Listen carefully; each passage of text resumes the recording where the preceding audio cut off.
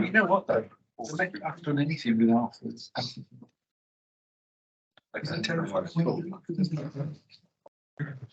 I welcome you all to this investment board meeting.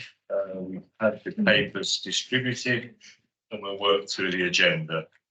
Can I welcome Councillor Chris Burden from Wolverhampton, substitute today with us, but I'll take apologies for absence, please, Wendy.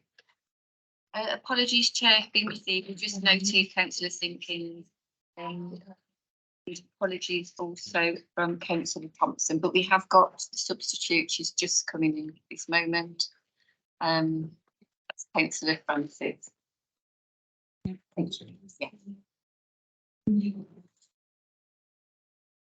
Welcome, Councillor Wall, Councillor Francis. No, we've just started, that's fine.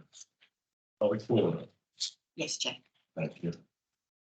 Notification of substitutes we've just taken. Item 3 on the agenda, declaration of interest. If any members are reminded of the need to declare any disclosable pecuniary interests they have in an item being discussed during the course of the meeting. In addition, the receipt of any gift or hospitality should be declared where the value is thought to exceed £25 for gifts or £40 for hospitality. Anyone indicating on minutes of the meeting of the 16th of October have been previously distributed. I'm just taking notes of true record on this occasion. Approval of those. Anyone seems to get anything to? That's usually okay. Okay, fine. So we're taking those as true record, and that's, I think, really. Therefore, move to the first item on the agenda, which are in essence business for noting, investment programme updates and dashboard. We'll take the update first, and then any highlights with the dashboard I'll pass over to Ian. Yeah, good morning, everybody. So on the investment programme update, funding commitment stays the same at 853.7 versus funding on the investment programme available 871 in the earmarked by CA board. Costs incurred and drawings to 30th of September is now like 549.7 million. So that means that £29.5 million being drawn down between 31st of August and the end of September. In the last, since the last sitting of the investment board, the WNCA officers haven't exercised their delegated powers to approve any change requests on new business cases. I would like you to note that the WNCA is in the process of complying with the government interim gateway review. And there may well be surveys that are coming out to either stakeholders who may be in receipt of one, or your officers may be in receipt of one. It's not blanket. There are a number of people involved today. And we are subject, we're currently prepared the ledger valuation framework that requires us to submit to the dealer, and we're waiting feedback on that. Thank you. Any questions with regards to the update on the investment programme? None indicating the room. On the screen, anyone wish to raise any issues? No, Sue, thank you. Therefore, we'll note the contents of the report as the report states at page 9. Moving to the dashboard, any issues you wish to highlight? Yes, Chair, so there's 82 projects recorded. There's no change in that as business cases that have come through and been approved. 26 of the projects now have reached their completion stage. There's no change in that in the last month. Those projects were subject to evaluation. We have got 8 projects that are at a red status. They're completion date only. 3 of those are in the UKC infrastructure pack. One of those is the A46 Stanley Junction 3 projects, 2 metro ones, and 2 under rail packages, packages 1 and 2, all of which are subject to change requests, which are due in the WNCA. Any questions on the investment programme dashboard? Just for noting again, no indications, we'll note accordingly. Thank you. We therefore move to the public section dashboards. That's item 6, 7 and 8. That is the WMCA Commercial Investment Fund dashboard, the WMCA Brownfield Land and Property Development Fund dashboard, and the WMCA Residential Investment Fund dashboard. Nick, are there any issues you wish to highlight at this stage, recognising these are public papers? Yes, thank you, Chair. So as usual, I will provide a full update under private session unless there are any questions. Any questions on the public papers? None indicated in the room or on the screen. Therefore, we will take those as noted. Thank you. We now have item 9 on the agenda, which is a presentation on WM5G update.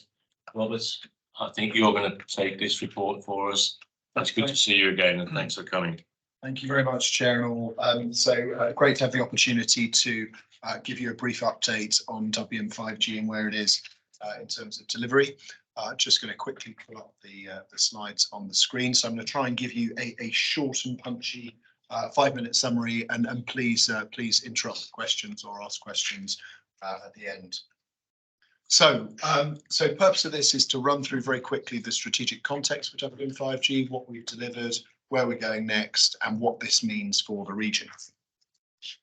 So at the risk of starting my presentation by stating the obvious, digital technologies, and in particular the latest wave of digital technologies, which comprise things like advanced networks, things like 5G, fiber broadband, things like data and AI, things like sensors, are transforming every industry, every public service.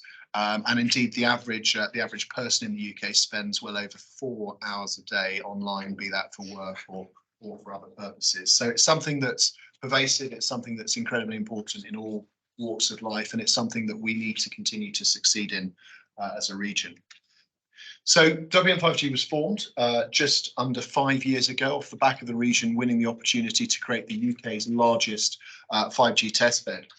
And one of the really important things about 5G, which I'm going to talk about as a technology, is yes, obviously it's the latest generation of mobile phone technology, but really it's more than mobile phones and smartphones. It's a technology that's designed to support all sorts of applications and use cases for sensors and data.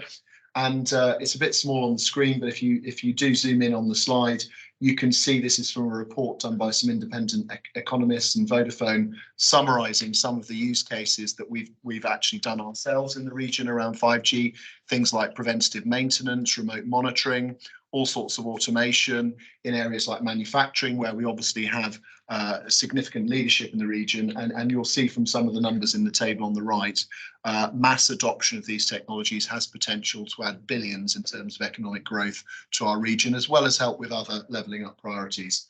So our organisation, as a wholly owned subsidiary of the WMCA, was formed to help catalyse our leadership as a region in these types of areas. So what have we done since we were formed? Well, really, I think we've achieved two major things that I'm extremely keen and committed to build upon. The first is we've started to get the infrastructure out there at scale. It's critical that everybody in our region, all citizens, businesses and public services, can access a fast and reliable mobile signal. And I'll talk a little bit more about where we are with broadband as we talk about where we are next. But very simply, we've had a large programme in place over the last 4 or 5 years, where we've been working in partnership with many of you in the room, many of the local authorities, or all of the local authorities, all of the operators, government and others, to make the West Midlands the easiest place to deploy these types of technologies. And it is incredibly expensive deploying these types of technologies. We estimated 5 years ago it would cost the private sector £2 to £3 billion to update all of the 4G infrastructure to 5G. It's not a software update. We're talking about new pieces of hardware going on top of buildings, new fibre optic cables in the ground. It's a significant investment that the private sector has to take at some considerable risk, because they'll only get the payback later on, much later on. Anyway, as a result of making the West Midlands such an attractive place to deploy 5G, I'm delighted to confirm that we continue to lead the rest of the UK, with the only slightly annoying exception of London. And that's simply because London's population density is so high that it makes it economically attractive by itself for the private sector to invest heavily there. But we are considerably ahead of, I would argue, all of our other competing regions in the UK. So we're starting to get the infrastructure out there at scale, but there's more to do. The second area of focus we've had is delivering transformational benefits in some of the key sectors where the West Midlands undoubtedly has leadership. So I'm not going to go through these in detail unless you want me to, but a key focus, firstly, has been health and social care. So we've done work with care homes, how they can get connected up to help patients receive more clinical support faster than they can through things like GP visits. We've done pioneering work around things like early bowel cancer diagnosis and also remote monitoring as well in parts of the Black Country. In manufacturing, we've done significant work on improving productivity, as I mentioned before. And in transport, we've partnered with TfWM to launch the UK's first road sensor network, where we have road junctions with camera equipment and other things on them, providing real-time data back to the traffic control centres to automate traffic flows. And finally, we've helped over 700 SMEs and startups in our region to either advance their digital transformation or to get further investment. What we've done since we've finished as a sort of 5G testbed with government a couple of years ago is we've extended our focus in 3 important areas. So firstly, on the connectivity side, I'm delighted to confirm to the investment board that we're not just focused on mobile connectivity, although I believe that's still important. We've also increased our focus to broadband. Broadband is the technology that most of us use most of the time to get access to the internet. We have a very, very sort of polarized situation, I would say, in the region, where we have some locations where you can get super fast fibre broadband and other locations where it's a real challenge.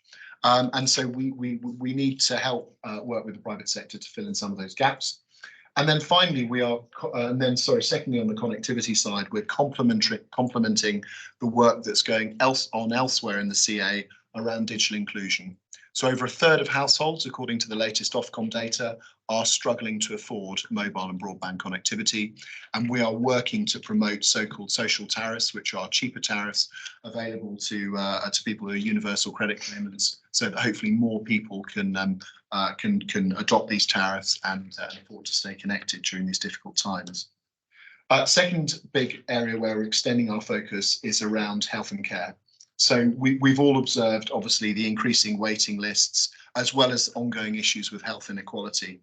So we have a very big focus through the Levelling Up programme on something called Smart City Region, which is our programme to extend remote monitoring, community diagnosis and prevention in close partnership with colleagues in the CA, so that more people can be discharged from hospital more effectively, more people can avoid going into hospital in the first place, and we can support the clinical teams. And that's being sponsored as well, I should say, by the CEOs of the 3 NHS ICBs in the region. And then finally, our third area of extended focus is around digital adoption and skills. So it's great having the infrastructure out there, but it's only going to deliver the economic and social benefits we need if many organisations like small businesses and public services, some of whom are obviously struggling to survive, can get some further support around things like skills financing to adopt this technology. And so we're heavily focused on that.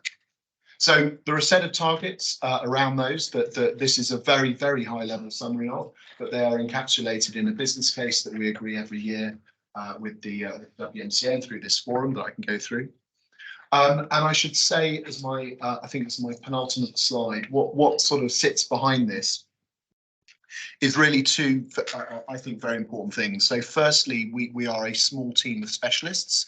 So the people in my team comprise people who have many decades of experience individually rolling out connectivity, so they understand all of the planning environment, all the technicalities, and can act as an independent and neutral advisor on something that is a complicated and specialist area between colleagues in the local authorities and also colleagues in government and also industry as well. And we also have people who are deep experts in both the technology side of healthcare and also the adoption in the NHS and also in other fields as well. But critically importantly, as well as those specialisms, we are on a mission, and Ian, who is a director on our board, holds us quite rightly very tightly to account on this, to become self-funding. And you'll see on the next slide we've made significant progress towards that. So for the amount of funding we receive from the WMCA, we receive significantly more funding. One of the, when I submitted these slides as pre-read a couple of weeks ago, actually, I'm delighted to say that the expected win on the right-hand side, 5G Innovations, has been secured. So if I could ask, that's just treated as confidential until it's publicly announced by government. It will be announced on Thursday by the Minister for Infrastructure.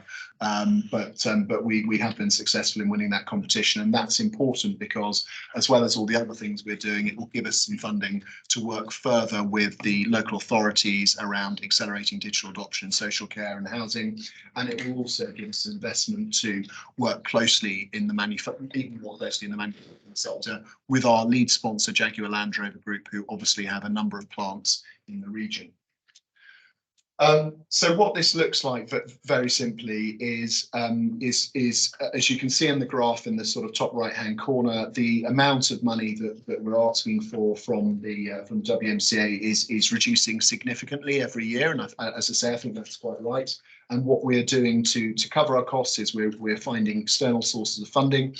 And what that looks like as a current ratio is that for every pound of funding we're privileged to receive from the CA, we are multiplying that to receive £8 of external funding through other wins, and then delivering a very highly leveraged number of benefits off the back of that. So somewhere in the region of about sort of 50 times the benefits, and that's because we're not actually deploying the infrastructure ourselves, we're using as a convener to support others. So in summary, we were set up to accelerate the region's economic and social benefits through this technology. Since then, we've started to do so, getting the infrastructure out there at scale, proving the benefits. Now we're extending the focus to include all forms of digital connectivity, so nobody is left behind. Digital inclusion with a connectivity focus, health and adoption. And we're on track to extend the benefits we've committed to in the business case for the investment board in a way that is self-sufficient. So we are not increasing the pressure on the CA purse and the local. So sorry, I was slightly longer than I intended to be. Apologies for that, being too carried away. But that's it, Chair. If I could hand back to you and colleagues in the room for questions. Thanks, Robert. Just to for the benefit of those members who have not been here before, the investment programme provided £5 million in 2019. The company's drawn down £3.68 million up to date, and they also have a small annual sum to the WMCA for its running costs, in essence. So, and we asked for a periodic update to be brought to this board because clearly we have a governance position with regard to the monies that we agree. Just a couple of points from me, if I might, before I open it up to conversation, discussion. There still seems to be a reluctance, and I'll tell you why I take this view. I get a number of emails from people who are totally against 5G. So there is an issue about communicating to the general public some of the benefits you've clearly illustrated here today, and it would be good to understand how you're going to tackle that issue, because I had an email only last week with regard to someone saying we don't want 5G in our locality, and I'm afraid the graffiti on the boxes demonstrates some of that. So, but there are immense benefits, particularly in health monitoring and such like, and SMEs, as you say, 700 we're supporting. I'd just like to understand how you're going to deal with some of those issues.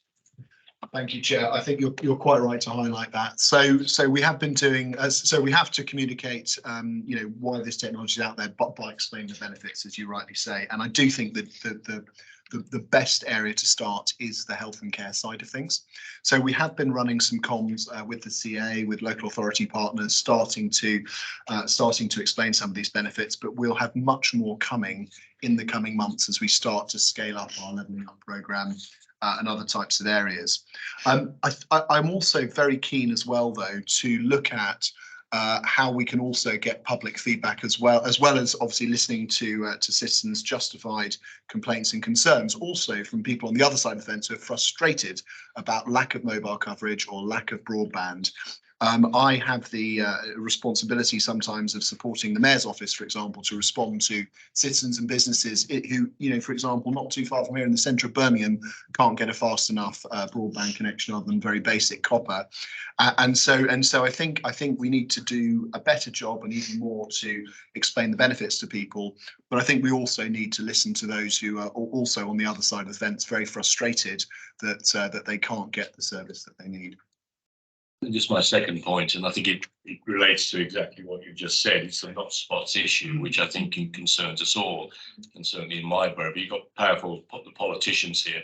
So what would you suggest is the obstacle to rolling out some of this infrastructure?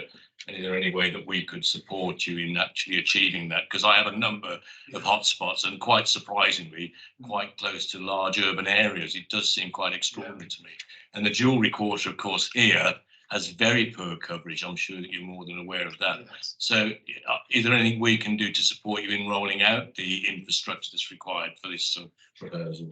Thank you, Chair. Again, so firstly, it'd be great to get all of that feedback from all of you. We do get a lot of it already. There is a challenge, firstly, in measuring sometimes the coverage. So one of my sources of frustration is the Ofcom data, which is ludicrously rose tinted, if I may be so bold to say. So we have our own digital connectivity map of the region. Sometimes, so for example, an issue that we worked in partnership on with Wolverhampton City Council, where we actually drove up there. We use software to kind of measure what the problems are. I mean, each issue, you know, as many things do, tend to have slightly different drivers. So in the example of the Wolverhampton issue, it was a very populated area near a stadium. The economics of putting in the kind of connectivity that was needed were quite challenging. So we got the operators together and said, right, how do we do it through one set of infrastructure? And we managed to convince one of the companies that effectively provides a kind of wholesale network to do it. So, but I'm really keen to get more of the feedback that you allude to. We can't, you know, solve everything overnight, but at least if we can make sure that we've got the right list of the most urgent areas, starting probably with the most populated ones, then we can start to address it. And as I say, there is an increasing desire for people in industry to find new and more efficient ways to do it, and so there are players who are prepared to take risk on some of this stuff that perhaps wouldn't have been the case a few years ago. Councillor Bird. Thank you, Chairman. Just for the record, this is a public meeting, so your announcement that's going to go out on Thursday has already been done. I think that as far as I'm concerned, and I think that 5G, we need to explain to people exactly what it is. And I think one of the things in this documentation, which we're not very good at, and that's not just us personally, the Combined Authority, is making sure that people are aware of the social tariff. We have a lot of people who are housebound, people who are in difficulties with not only finance, but in actual fact, the knowledge of what it is. I mean, I dealt with one only recently where BT, because this person went onto the social tariff, it went from like £97 a month down to 20 quid, you know, and that's called digital plug, I think. So at the end of the day, and I've said this since the Combined Authority started, we're not very good at telling people what we do. You know, whenever we see a development going on, does it say with the support of the Combined Authority? No. And likewise here, a lot of stuff here, especially in the health and social care area, that we're not telling people is available. And, you know, I see the issue about bowel cancer. I can't say that I was party to the trial, but, you know, I haven't experienced anything that brings that forward, because that seems to be a growing issue throughout the West Midlands. I see it on a daily basis, both family and myself. But I do think that we need to show the benefits of 5G. And by doing that, more than just on social media, as you know, this bird don't tweet, but at the end of the day, But at the end of the day, I think we need to put something out there. And press releases are good, but unfortunately, nobody reads newspapers anymore. We need to get that onto the airwaves of the local radio. No, that's much good nowadays. But I do believe we need to expand our way of telling people. Thank you very much. I totally agree with your comments. So on the communication point, I think it's similar to the chair's point as well. Fully agreed. One of the things we're working on very intensively with the, as I say, with the NHS ICBs is to make sure that there's a real understanding off the back of the success of this programme. So we're targeting 5,000, for example, citizens who need support with remote monitoring, support with being able to go about their daily lives in the comfort of their home. That is communicated. That is a joint programme of work under Levelling Up between the CA and also the local authorities and the ICBs. So I think communication point is well made. And your point about social tariffs is also excellently made as well. So again, this is exactly what we're trying to do, is to find what are the right routes, be it through charities, be it through local authorities, be it through the CA. And of course, many of those aren't digital routes, to your point about not tweeting, to reach people who are paying huge broadband bills. And having also renegotiated my own mother-in-law's £94 BT bill all the way down, it is not an easy thing to undertake. I'm also as well, I'm also very concerned about what's called the PSTN switch off, which is a switch off of fixed lines that is coming about in 2025. And will mean that many people who rely on a fixed line phone will have to migrate across the new technology. There's no national government programme at the moment to communicate that, as there was with the digital switch over for TV, for example. And that's another area I really want to try and work again with colleagues to try and make sure that people are better supported to understand and action. Chairman, just come back quickly and say it is imperative that we talk to the providers of the in-care systems, if you like, the emergency alarms for those elderly people. Some of those are still analog, and we all know that next year, 2024, they've got to go digital. Well, of course, that comes at a cost to that company. Yes. And I think we need to be aware of that. And as you say, the fixed lines are now going out. And furthermore, when you switch over to digital, then of course many ordinary phones, if I could put it like that, don't work. Correct. I think that's something else we need to, get through. And I think more communication with social care departments and local authorities would be a step forward. Agreed. Karen. Thank you, Chair. I welcome the benefits clearly of what 5G will bring. As Councillor Slade just said, his inbox is full. Mine gets full when we get a planning application. So you talked about the planning process and the rolling out faster, and also that you're listening. I can't actually say that is 100% correct. Because when we've had a planning application, a lot of time is spent having to object to something that our residents don't want. If they understood it fully and the communications were better, then they probably would want it. But the problem is that you're putting in boxes and masts very, very close together, and they're literally being dumped on the streets. So there needs to be much better planning that goes in. You get a planning application. They even came to me pre-application and said, "What do you think?" I told them what I thought, and they still proceeded. So it's like actually not listening. So, and the other point I just want to make, those health benefits are obviously clear to see, but there are still people out there that desperately worry about the health risks, and more work needs to be done around that. Thank you. So obviously share your concerns that in some cases operators, mobile operators are not consulting early enough, not listening enough to local concerns and stuff like that. That is exactly why we have been working with the operator community to try and bake in much more consideration up front, and we do get involved in escalation. So there are multiple instances. If we only have a small team, we can't, and it is the local authorities, quite rightly, responsibility, but we do get involved in trying to resolve some of those issues. I mean, there is a challenge in some areas, there's no doubt about it. We do need more mobile phone masts, but we need to do those in a way that, in a way that strikes the right balance. So I do absolutely hear you on that site, and it is also an incredibly complicated space, I should say as well, because the legislation has changed nationally quite significantly. On the health benefits, we worked extensively with government during the pandemic and since then to try and share all of the objective scientific information around this area.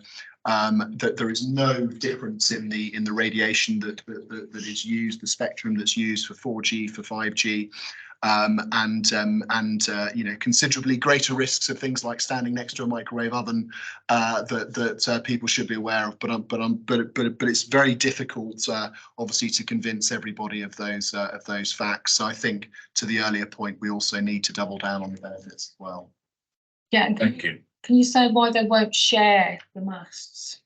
They do share the mast, just to reassure you. So, But then operators will come along and install their own individual masts. Can we encourage more of the sharing of masts then? absolutely right, absolutely right. So there are different levels of sharing for not wishing to sort of dodge the question.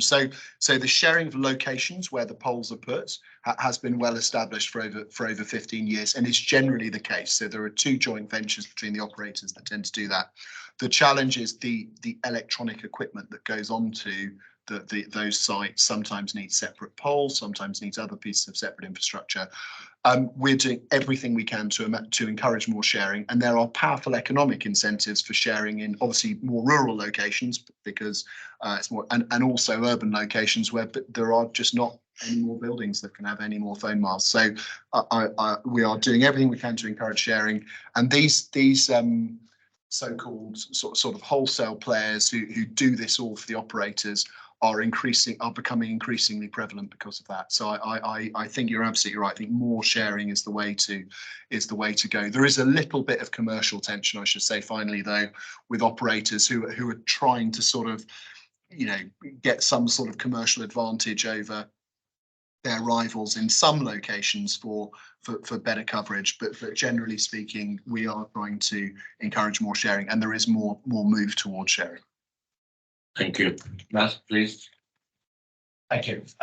You refer to the West Midlands as a combined authority region. Does that include the non-constituent members of the combined authority? Is the first bit. And secondly, I remember having a conversation probably 3 years ago about possibly entertaining you in Redditch with the buildings that we currently own and the plots of land we currently own, to try and speed up delivery of this. But heard nothing. So I just wondered. Okay, well, apologies. Well, firstly, apologies on that front. I will make sure that I follow up with you properly. My apologies. So on your first question, so our focus is the WMCA constituent authorities with the funding that we receive from the WMCA. But there's sort of comment of West Midlands first, I think, on one of the slides. And what that means is we do absolutely also work closely with non-constituents, providing it's done obviously in a way that we can demonstrate the value back to our shareholder and back to our funder. So we have extensive projects already underway, for example, with some of the non-constituent authorities as well. And yes, would love to follow up with you on Redditch and some of the opportunities there. We have been working, oh gosh, her name's gone out of my head. We have been working very closely with one of the telecoms training providers in Redditch, and I'm sorry, I can't remember their name off the top of my head, as part of our work on something called the UK Telecoms Network. So there is a little bit of collaboration going on, but I would love to do more. Thank you. That's a very comprehensive problem. Thanks for giving us the time. I mean, a couple of issues really. One is we'd like to understand more about the communications. It may not be your responsibility, but just how to get the message out there. And I think the issue that's been raised by Councillor Grins with regard to infrastructure and public resistance is just, just to understand what sort of steps are being taken to deal with those things. So perhaps next time you can just give us a bit more insight into some of those things. But thank you. Thank you very much. You don't have to stay, by the way. You can. Oh, sorry, Councillor, please. Could I just ask about the skills gap and how you're going to address that, and how you're going to be working with local authorities to actually take up some of the particularly youth unemployment problems that we've got, and perhaps sell this type of technology as a job to the young guys. But That's a great question. Thank you, councillor. So, so there's a massive challenge around telecom skills. As in other parts of the technology sector, we have an ageing white male workforce, many of whom are retiring at the moment, and there are significant skills shortages, everything from people to deploy the networks through to people to develop software and engineering and others. So the first area we're focused on in terms of telecom skills through something called the UK Innovation Network is raising awareness amongst local communities, local groups at quite a young level. So we have a number of visits to career fairs, schools, other types of things going on right now. And we've launched something called an ambassadors program where starting with women, we have got women who have built successful engineering careers talking about on social media and other channels that that younger people engage with, why they've entered this sphere, what it's about, all those other types of things. The second thing we're doing is we're collaborating with industry to try to offer people the opportunity before they consider potentially things like apprenticeships and stuff like that, to just get some work experience, to be able to do a summer project or those types of things to start to enter it. The third thing we're then focused on is mapping the career paths much more clearly. So I think in some parts of technology, there are established career paths, computer science being one into coding. I think telecoms is less clear and needs to be much clearer as to how people get some of those skills.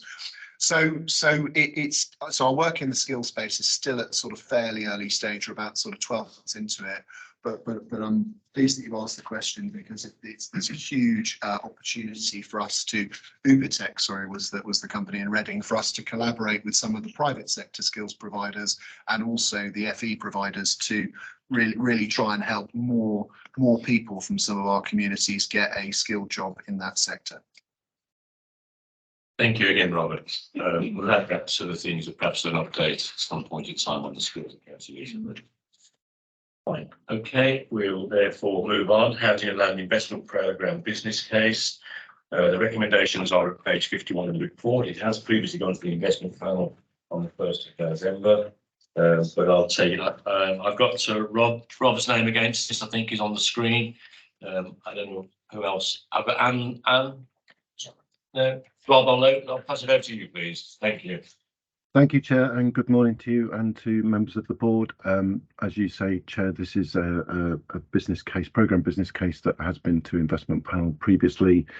And this is a programme business case covering the existing devolved housing and land funds that have been in operation since the housing deal in 2018, and then subsequent agreements regarding the Brownfield Housing Fund and the National Competitive Fund. In essence, this has been a retrospective process to align the procedures that were agreed at the time of the initial housing deal with the single assurance framework that is now in operation across all of the WMCA's devolved funds, to make sure that all of our investment cases that come to Investment Board for Housing and Land funds are aligned with the SAF in future. And it's important to note, actually, that a couple of cases that have recently been to Investment Board have already followed this programme business case process. The programme business case has been developed in close collaboration with our colleagues in the Finance and Business Hub in the CA, and with working alongside our finance, legal and procurement colleagues. And there's also a risk and investment appraisal of the programme business case appended for members to oversee as well. In essence, we are therefore asking the board to agree this retrospective programme business case, which will then cover all of our existing investment cases coming to board in future. So happy to bring in either myself or Rachel or other colleagues if there are further questions on that, Chair. And that's the key point. In essence, this is a governance issue for this board. It just simply summarises where the funds have already been dealt with going forward. So it is just simply a sliding up. Did you want to, John, did you want to come in? I think, Chair, thank you. The only thing I would add to what Rob has said is that we should think about this one when we look at agenda item 15, which is how this works going forward. We will, of course, keep this board fully appraised of what we do in future around housing funds, including the next tranche of 100 million that is due fairly soon. Thank you. Any questions, comments from anyone? as I said, we are asked to agree the retrospective programme business case for the housing and land funds, which set out the overarching principles and approach for administering secured housing and land funds, and to note the PBCs to be updated in line with the revised programme set out in the funding programme. Update presents this investment board as a separate agenda item, which I think is what just John was referred to. Are we all content to agree with that? Agreed. Thank you. Thank you, Chair. We now move to a further substantive item. This is Sutton Coldfield Town Hall. It's a request. John, you will need to get into this. Thank you.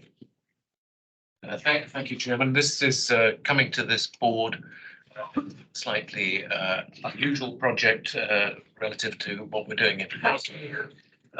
What we are asking for is approval to invest up to £1 million to carry out emergency remediation works at the Sutton Coldfield Town Hall. This is a heritage building. It needs the roof replacing and the balustrades replacing, and it is owned by a community trust, which needs our support to do this. There was in principle support given to this in July 2023, so there is an expectation on the combined authority that we do something to help. The part of the project we're helping with is merely the emergency works, rather than anything that may follow later on, but the building will deteriorate if we don't do this. We're proposing to do this in a partnership model. That's one of our preferred structures for this, which mitigates our risk as much as possible. What we don't want to do is go through the usual process of achieving security, because there could be a risk there that the roofing works are half done and we end up owning a building which has half a roof. That's not what we want, but we would in those circumstances take over as the lead client partnership agreement. There are no housing outputs from this, which is why I say it's a slightly unusual project, but there are jobs outputs. There are 16 jobs safeguarded as a result of doing this. The place operates as a community, cultural and other activities. And because there are no housing outputs, this would not go against one of the strictly housing funds. It would go against the BLPDF fund. So we're asking for that approval to make the investment, and for delegated authority in consultation with colleagues here for us to agree the terms of the investment, including the partnership in line with legal advice. I would just add one other thing on the security of this, and that is that any payments for these works would be made in arrears. So we have done a lot of work to mitigate the risks around this. So, Martin, is there anything you'd like to add? No. In which case, Chair, I think that summarises it. Thank you. I have some questions from members. It in essence is there are funding required for emergency and enabling works to proceed in advance of other works going on at some later point. Yes, please. I'm not suggesting that I'm going to be opposed to this or disagree with this. I think your statement that it's an unusual project is also setting an unusual precedent for this kind of funding usage. And my concern is there is no real brownfield remediation here, as it is an in-use building. I respect that, of course, it is in a situation where it might deteriorate and become a vacant building. And of course, with it being so prominent in Sutton Coldfield, I am aware of the caution that we would have in that and the exposure of Birmingham City Council in that sense of what people would see and think of this.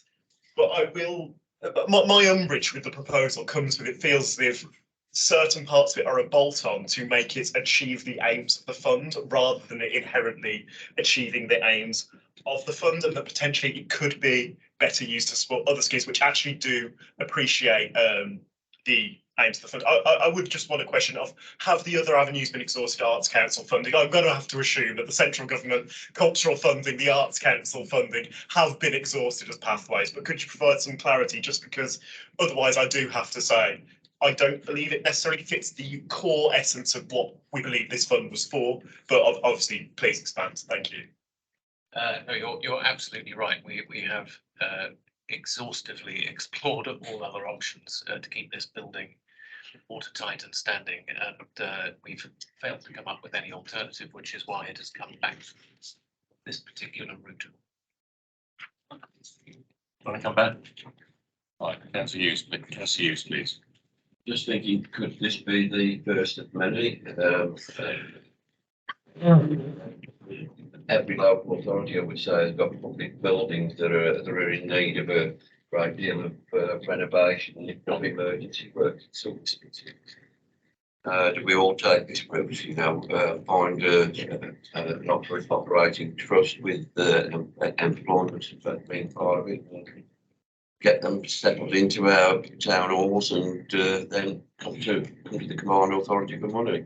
Is that the way forward?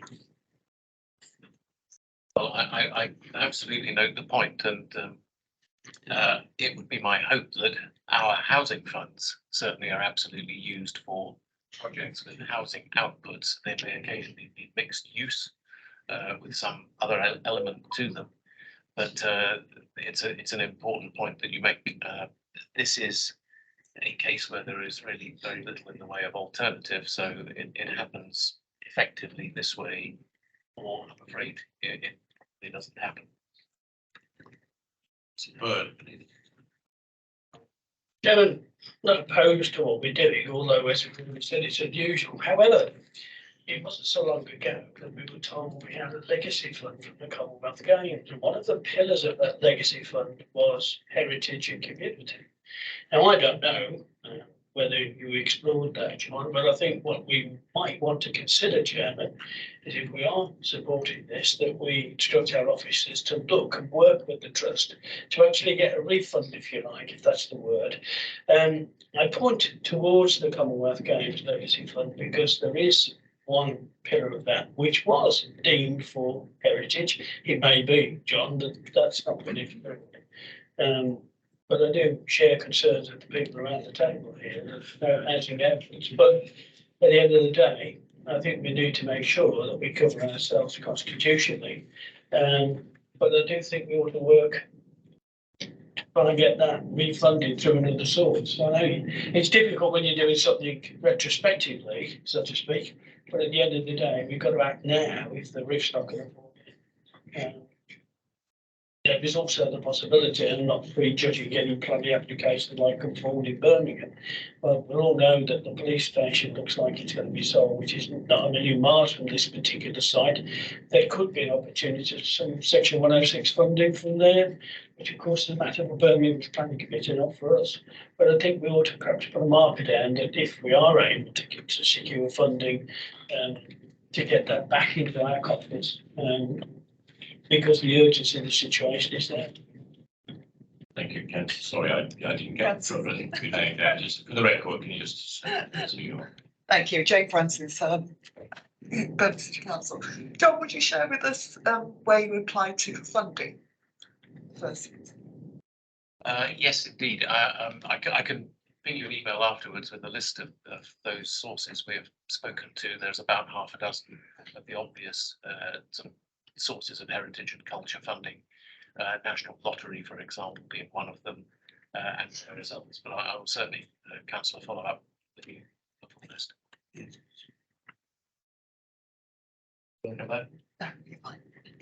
Councillor Richard.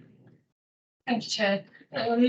Like as others have said, I'm not opposed to this at all, and it's better to do the preventative work than get into a situation where it could potentially cost a lot more money, shall we say. I just wondered about the difference. We're talking up to £1 million, aren't we? And there's a suggestion there that some of the difference in table 4.1 and 1 million around delivery costs, inflation, it's sort of how that perhaps could have been factored in. And I think there's some external advice costs. So what is will it be nearer the 1 million, or can we get it for less? Well, the building, the cost of the works, as you've seen in table 4.1, is estimated at 761, and the professional fees £28,000. And so my hope would be that we will come in closer to 761 plus 28 than to £1 million. So that's what we'll try to do. We've built ourselves a little headroom there because of all the obvious inflation and so forth, and what may be discovered as we go forward with the works. The professional fees piece, what we're doing here is trying to structure this partnership agreement. And we think that may well be a model for future projects as well. So we're sort of establishing a prototype, which is why it's slightly higher than I would have expected if it was replicating an existing standard contract. Yeah. Sorry, Just give me a second. Yeah, just to sort of add to pick up a few questions, because I think it's relevant financially. So the Brownfield Land and Property Development Fund, £50 million fund, set up. Council will know this would be exactly the day, but kind of about 30 units formalised. The fund was actually full until very recently, so it's fully committed. And in October, the investment board made the decision to remove Shard End and ask it to be resubmitted for Birmingham City Council. That released £4.6 million for an headroom fund. This would use £1 million of that headroom. So, you know, it's not a question that this was a fund that's ended or would continue with the fee money within it. The criteria of the fund in terms of outputs set at WMCA board were new jobs, new homes, new commercial floor space, private sector leverage, brownfield land remediated acres, and increase in business rents. So those are the criteria, and it didn't fill all of them. But those criteria that were set out for the fund is within investment board's gift, like on each project, consider the outputs and how those are achieved against this. Councillor Francis. Thank you. My last question. Have you considered community asset transfer? That's why it belongs to the trust at the moment. It was already done. So you've done in the history of this. Thank you. Yeah, just to come back on Councillor Bird's point, that's the first question I asked. Why can't we take this from Commonwealth Cairns Legacy Heritage Fund? The answer was no, because it's been fully allocated, and that it is not meet the criteria for going through that, which is why we've come back to this pot of money. So I could go back and ask again, but that was my first question, and that was a no for that, which is why I'm asking for this. I would have thought it's probably neither the criteria for that than it is with the actual fund that we're actually dipping into now. Not going to oppose it, but whoever made the decision that well, it's either fully allocated or it doesn't meet the criteria. I don't know which one is the stronger one there, but at the end of the day, and not as I know much about old things apart from myself, effectively, I would have thought it would have ticked the box for a heritage ticket, even if it was only part of it. I mean, I was looking at Highgate Brewery in Walsall, which was being considered. 1865, grade 2 listed, exactly the same. So I'm not going to argue it, but if your property, if that block's fallen out, Thank you. I'm probably on the same page with a lot of people there. It's what kind of precedents are we setting? Because those list of criteria that you read out, I'm struggling to see which of those actually is. Is it actually a protected building? Is it a grade 2 or anything? Yeah. Yes, it is. Okay, sorry, I must have missed that bit. And I suppose if it's rented out, is it does it meet the EPC ratings currently, or is this what the money's needed for? Because the law changes, doesn't it? In April, May. Yeah, so is this the money to help with that? Or I know you say about the roof, but does the rest of the building meet the standard requirement, or, you know, we throw good money after bad? I don't know, because I've got a load of buildings in Greenwich I'd love to throw money at, but I think they're better off as building sites, got to be honest. It is really that the crumbling balustrades and leaking roof is the essence of it. On that point, rather than creating a very strong building to go on those works, that is the piece of the company is to kind of stop it falling down. On the outputs, the jobs are safeguarded as a result of this. If the building clearly becomes unworkable, people will not be able to be based in there. So the jobs piece is certainly a positive. The other point, I think that you flagged was about tenants, and yes, they do have a tenant organised, which will be able to keep paying the rent. So there is viability in that sense for the trust. Yeah. So there's no increase in jobs, as I think was one of the, it's about security jobs, so that technically doesn't tick it, you know, from a wording perspective. And I suppose you fixing the roof and the other things. Is it going to be rentable post law change, or is it going to need loads more money thrown at it to bring it up to a standard that it is legally rentable? I'm just curious whether we're going to be throwing good money after bad, and I don't actually want to do that. On the jobs, I mean, this is for the roof. We safeguard 6 full-time jobs and 10 full-time equivalent casual staff. There's another 9 people involved as new jobs created, so there is some additionality. That's it's on page 91. Assuming this work is agreed to and completed, then there will be the opportunity to create more additionality later as a result of office suites, which we're not asking to be grant funded by the WMCA. So this opens up future potential on future liabilities as a result of EPC ratings and rentability. The assumption from the tenants that have been agreed is that this will continue to be a viable building going for several years to act as an employment centre provider and community cultural activities. Okay, and we'd have a guarantee that, you know, this would be standards post law change. It would be okay. Yes, we will certainly put that in the schedule of works of existing.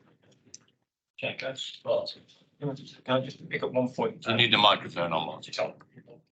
So, I'd never want to correct one of my ex-chair of planning, but what I would say is in terms of the section 106, that's another area we've explored, and you can only put section 106 funding on a planning application that relates to that planning application. So this wouldn't be produced for this one.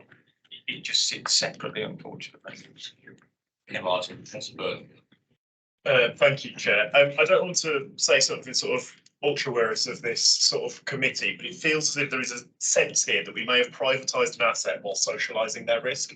In the sense that this has been community asset transfer. This is now owned by the community. And my understanding is in taking on ownership of an asset and transferring this asset to your custodianship, you are the person then responsible to it. It feels as if they've then become responsible for this and then asked us to socialise the risk associated with that custodianship. That's something that I take issue with, you know, as a precedent is I can think of many places in Wolverhampton, actually Birmingham, where this has happened, where this might be used more for community benefit. That's, as I say, ultra warious of this committee, and it's not up to us to determine the legitimacy of that asset transfer, which of course was legitimate. My issue is we've just said that the removal of Shard End, which I think would have been transferred to Birmingham, it's been removed for its own reasons. That's fine within the gift of this authority. Freed up £4.7 million of headway. Is that the correct figure? This would utilise 1 million of this headway, leaving 3.6 million. In funding this, what could we have missed out on providing either 4.7 million to? And if not, what could we use that 3 million that we've got in further headway for? I think that would help inform the decision we make on this, knowing is there something we could have funded which does fulfil the requirements of this more, or can we still achieve something with that remaining 3 million that we've got? Thank you. Yeah, I think what could we achieve? The remaining 3 million is really more a question for Ian as the PDF. It's really within his purview. But from my point of view, if you like, doing this through BLPDF funding is more sensible given the outputs from this as opposed to the pure housing outputs, which the extra 3 funds and the future fund that my directorate have probably to be driven by. So I think that would be the short answer to the question, if you like. But Ian, you might want to comment on the 3. I will do my best. So, BLPDF as a fund, it's always been opportunity driven. So it's continuous market. The only difference with the phrase for it, it depends on what's coming through at the time. It doesn't schedule a list of things and then make a choice in competition about benefits. That was a decision taken at the very start. So we've got that. The short end proposal would have used 4.6 is the figure that we posted on constrained at that moment. And that, for example, is 33 acres, 149 days. There is no guarantees, at least to pass through assurance. The short end has represented that it is continually presented would be able to be allocated through active funds and still fulfilling the scheme. But that's the type of thing that we would be using. Settings and likely agenda for investment panel, we should be seeing 7.3 from West Midlands Development Capital and may well fund a large brownfield scheme for industrial for the remaining amount of money, I believe, for that. Okay, Councillor Boyle. I'm just listening to the conversation around this. It sort of brings me in mind of, it's a principle, I don't always understand, I can understand the questions as well, but just an example for colleagues, there's in Coventry, there's a thing called the Historic Coventry Trust, of which 27 public historically and culturally important buildings that were going to rack and ruin because the local authority could not afford to maintain them and couldn't access funds from different funding bodies around the country. Those buildings were transferred from the local authority to the trust in about 2017-18, and they've been able to bring most of those buildings. It's the biggest single transfer of culturally important buildings anywhere in the country. A number of those buildings are back in public use, and I know for the benefit of the local community. However, the ownership of the freehold still lies with the local authority. So clearly, the local authority's got some skin in the game. I just wonder if that is the case here. And further to that, because ultimately, if they can't maintain this building, or for whatever reason it falls down, or whatever, if it is freehold, the chances are, depending upon the type of asset transfer that happened, it'll probably end up with the local authorities' ownership anyway, and it'll be back in the public sector with the building that's fallen down and no community value.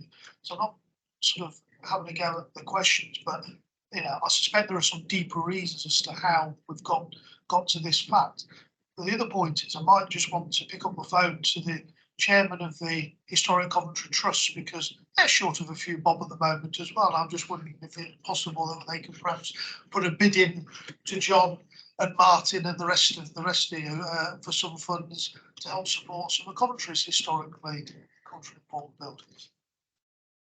Thank you. I think the report is quite detailed in the implications of either doing so or not doing so in this particular case. I think that's the basis of the case, but I'll take Gary, then I'll try and draw this to a conclusion. Gary. Thanks, Chair. We listen to the arguments, and I get the point about precedence and all of this. I think the thing that's been underplayed in this that would sway my support for it is the anchor tenant for the new suite, Linda Enterprises. It's been underplayed in the note and in the discussions, the value that could have to the local community in terms of I think they're part of a specialist college. And that's the thing I think that will persuade me to support it, that there seems to be some value there that we just haven't discussed around the table. So we're not just looking at this at sort of patching up a roof of a heritage asset. There's some value coming back to the community, the local communities there. Could you, is that certain, John, that tenant, and is that a deal that's done? And what is the impact that that organisation will bring to the community? Yes, that is a deal that's done, and Lindridge is indeed part of the charitable arm of Trinity Specialist College.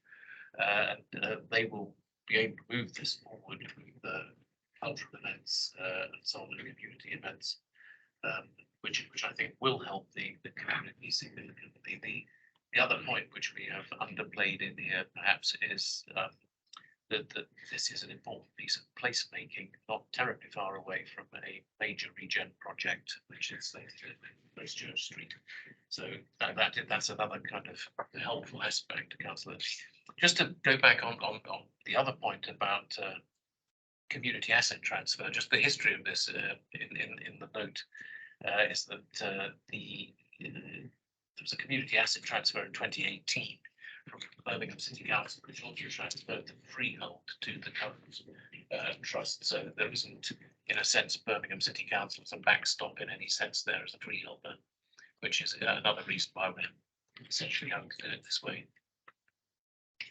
Okay, I'm going to put this to the board. The recommendations are listed on page 89. As for those in favour of the recommendation, those against, abstentions, I think it's carried. Thank you.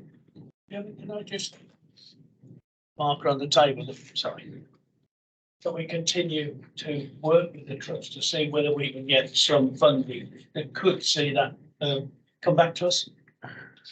Yep. So let officers pick that up. John, thank you. I now exclude press and the public. I pass the following resolution that according to section 108(4) the Local Government Act. I therefore propose that according to section 108(4) of the Local Government Act 1972, the press and public being excluded from the meeting due to consideration of the following items of business as they involve the likely disclosure of exempt information related to business affairs of any particular person, including